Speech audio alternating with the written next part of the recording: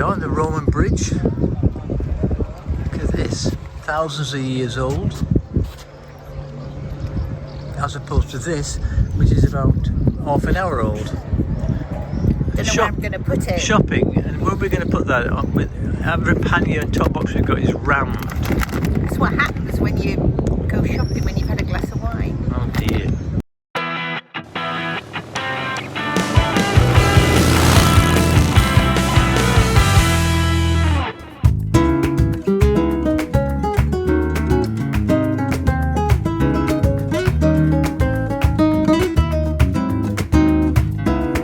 The previous episode saw us stop in the little village of Lubian for a quick break, and now we're just about an hour and a half away from the border with Portugal.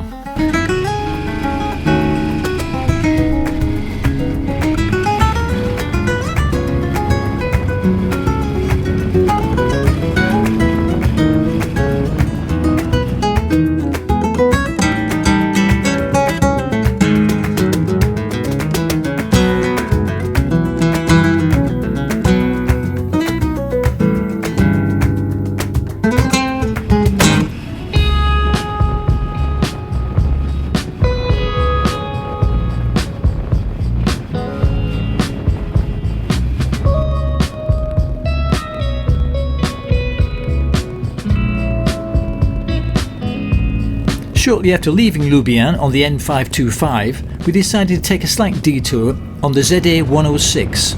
We just thought it might be a bit more of a scenic ride.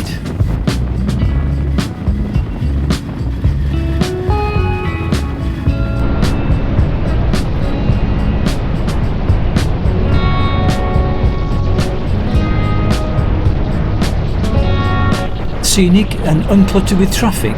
Perfect. What more could you want?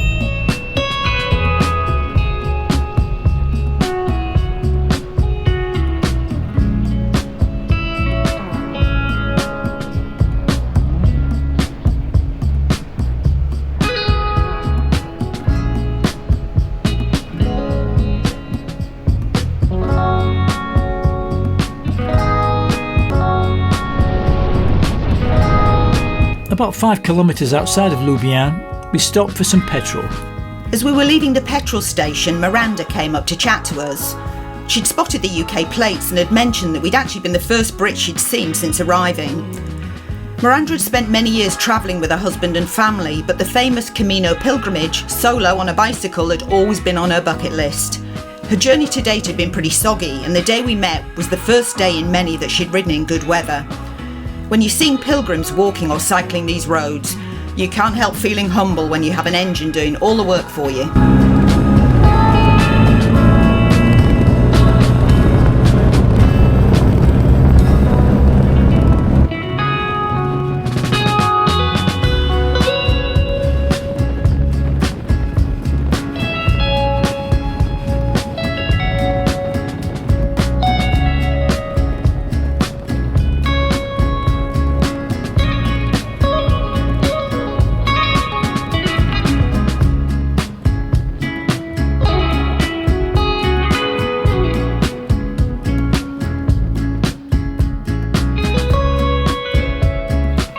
Just like that, we crossed the border into Portugal.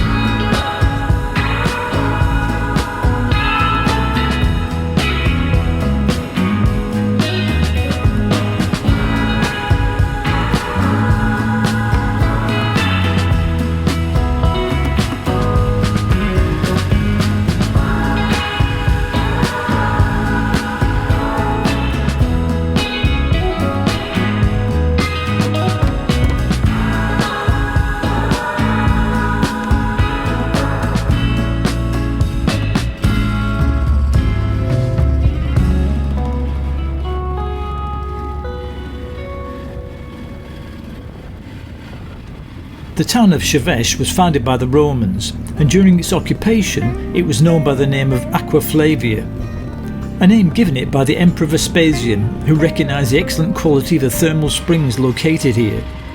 And with a population of just over 40,000, it's one of the most historical cities in all of Portugal.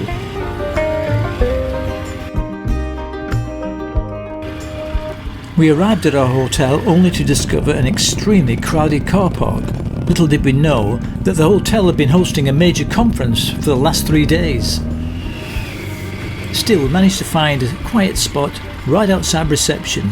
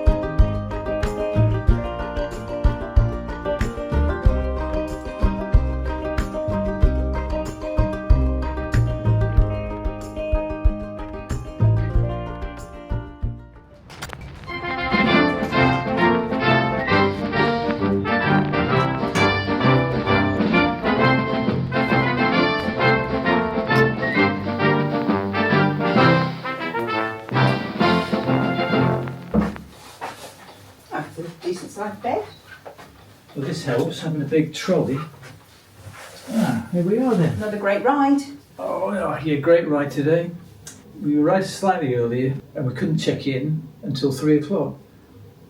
So I sent Mrs. MMD to smooth talk away. All it takes is a smile. Basic smile, and of course that's not, you don't get things like that from me. So I finally got checked in. The hotel looks great, but it's heaving. They've got a business conference on for the past 4 days, so it's actually rammed full. And it's 25 degrees, but the room looks nice. So what we're going to do is get changed out of these sweaty clothes and go and explore the delights of Chaves. So we'll catch you later. So here we are, just exploring the old town, must be medieval, of Chaves. It's got a castle, so it's pretty old. This is the old, well, one square of the old town. I think we should go and find the castle. Is this open? Doesn't look like it, is it? The castle was the scene of many decisive battles, and it was built in the 9th century, even before the foundation of Portugal. Cannons.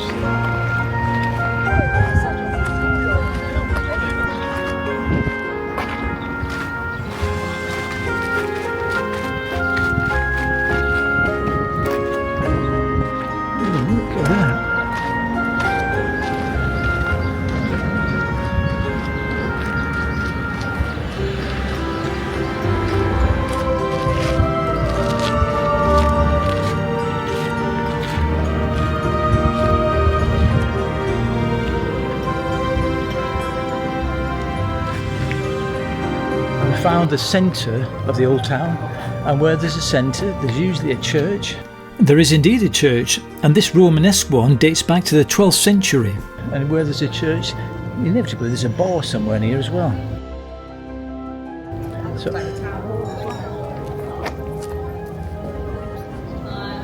what's this? Who's this here? Dom Afonso.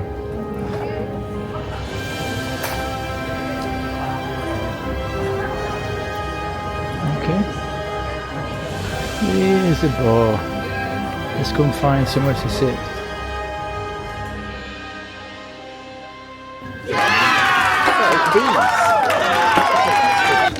When you're in Portugal, you have to use the Portuguese thing.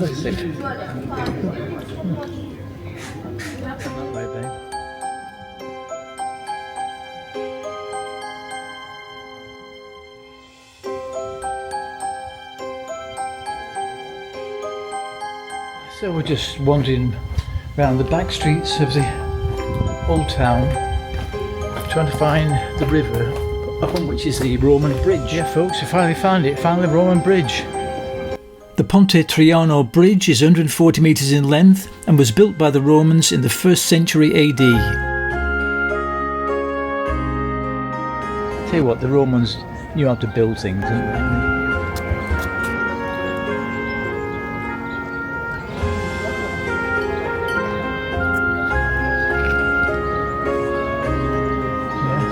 Been there for thousands of years.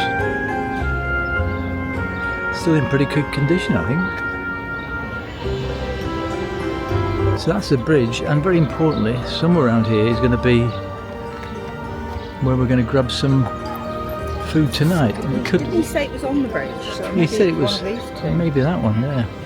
And then we'll go and check out the menu, head back, get cleaned up, do some downloading, and come out later on. That's what we got here. And it looks like our conference hotel is hosting a classic car event.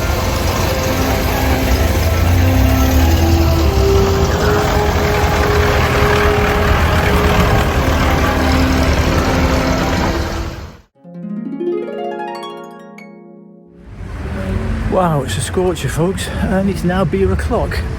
So we're heading down to the Roman bridge by the river to grab a beer and maybe some tapas, or whatever takes a fancy.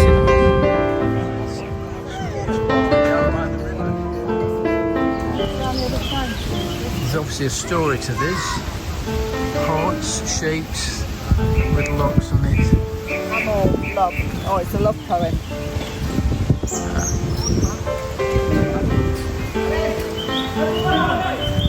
We were in the mood for some kind of tapas for dinner, so we asked the hotel reception for a recommendation, and they directed us to Taberno Benito, down by the river next to the old Roman bridge.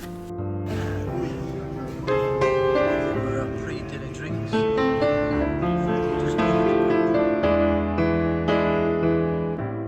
Going for tapas, aren't we? Big style tapas now. Got padron peppers. We've got salad. We've got spicy sausage. We've got Look at that. Canvas, wow. yeah, that'll do. And a half litre of the local wine. So, are you hungry? Yeah. Excellent. I really am hungry. Look, this is That was very nice of them. this is very nice. As a parting gesture, they poured some kind of liqueur, or I don't know what it is, some shot. I know it looks like a sample, whatever, but I've smelt it. Herbal essences. I don't drink that kind of stuff. Go on. It smells really good.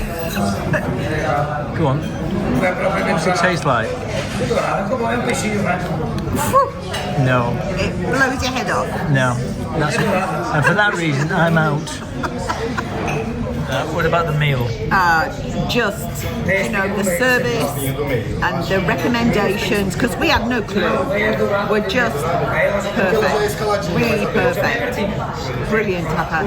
Really good. Absolutely spot on. I can understand why they're always fully booked.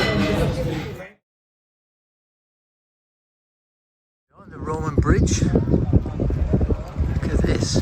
Thousands of years old. As opposed to this, which is about half an hour old. Don't know where I'm going to put it. Shopping, and where are we going to put that on? With every pannier and top box we've got is round. That's what happens when you go shopping when you've had a glass of wine. Oh dear.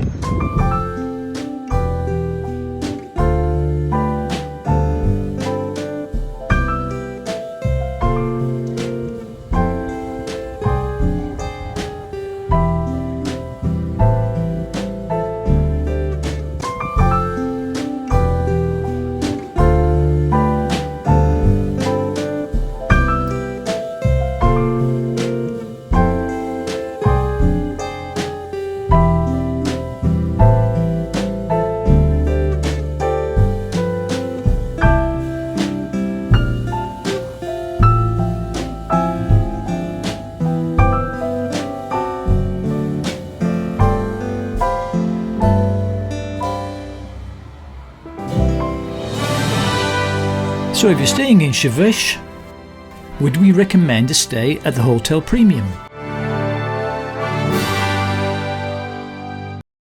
Hotel Premium Chaves was our very first stopover in Portugal.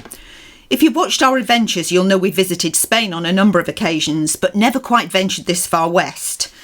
Chaves is a popular town about 6 miles from the border and on the banks of the River Tamega. The hotel, awarded 4 stars on booking.com, is a 5-minute walk to the old town with its bars and restaurants and a castle. Our room, number 612, was large and bright with a good size and very comfortable double bed, plenty of storage and a fantastic view of the rolling hills and countryside.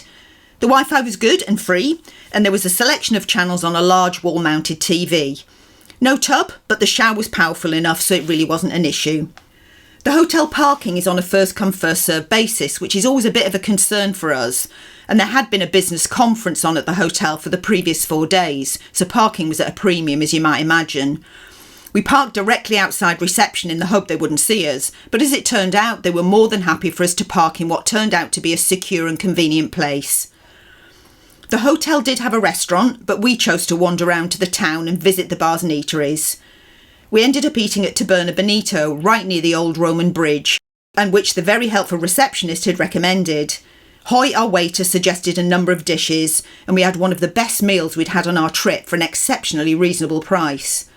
Breakfast was included at the hotel and was a buffet which offered the usual hot and cold options. Check-in was seamless. We arrived 30 minutes before the mandatory 3 o'clock check-in, but it's surprising what a smile can do, and we checked in really quickly.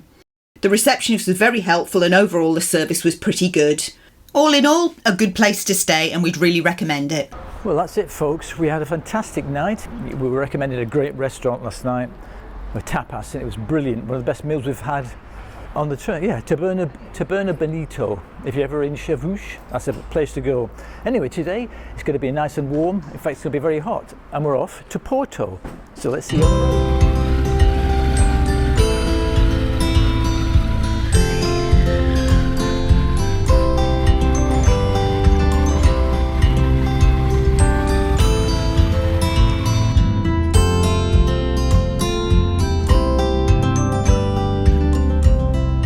Every time you need me,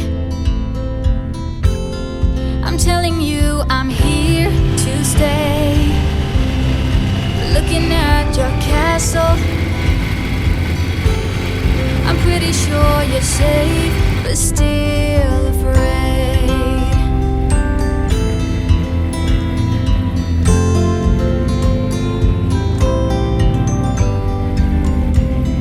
I'm walking in your garden. So today's ride to Porto is going to take us about 3 3/4 hours, hopefully with at least a couple of coffee stops. Past the copper statues of everyone you ever loved. Lower down the bridge and let me in. Will you? You'll never get to know me from within. Here's a little known factoid about Boticas as we ride through it. It's also the home of the famous Vinho dos Mortos, dead man's wine. So called because after bottling it, it's buried beneath the ground and left to ferment in the dark for roughly a year, apparently acquiring an excellent taste. This technique was discovered by sheer chance in the 19th century at the time of the French invasions, when the local population hid their possessions and crops in the most unexpected places in order to avoid being pillaged. Well, there you have it. You don't need that armor,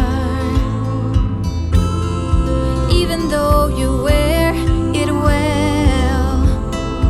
Lower down the bridge and let me in. Will you? You'll never get to know me from within. Will you?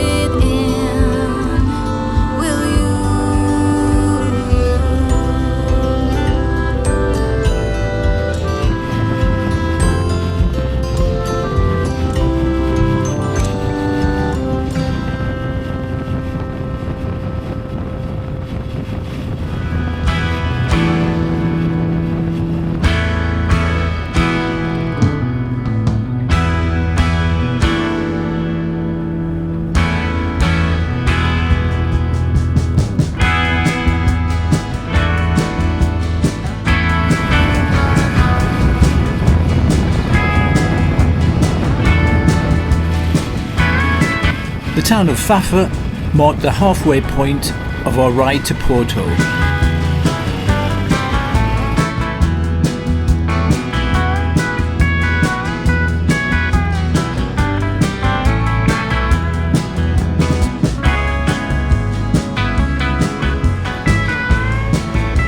Apparently there's a big religious festival sometime in June, which would explain what looks to us like Christmas decorations.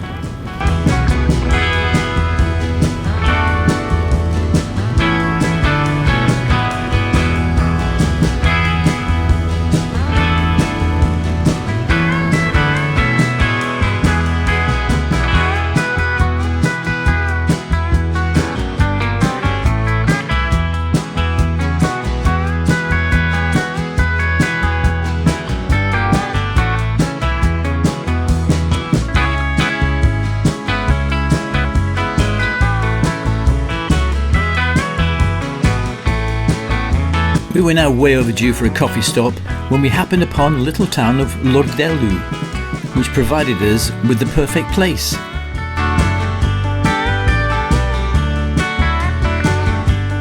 Here for a coffee stop, and it's now 26 degrees, so time to change the jackets and wear the mesh jackets on our ride into Porto. So it's Sue's job to reconfigure all the panniers and try and squish things in. So well done, squished everything into the panniers. I'll get it in. And now we're going to have coffee and these, I still can't remember what they're called, but the beautiful Portuguese like custard tarts. While we were enjoying our coffee, Raquel, one of the family who run and own the cafe, came out to chat. She told us that the family play a game of guess the nationality of any new customer, and the money seemed to be on us being either American or German.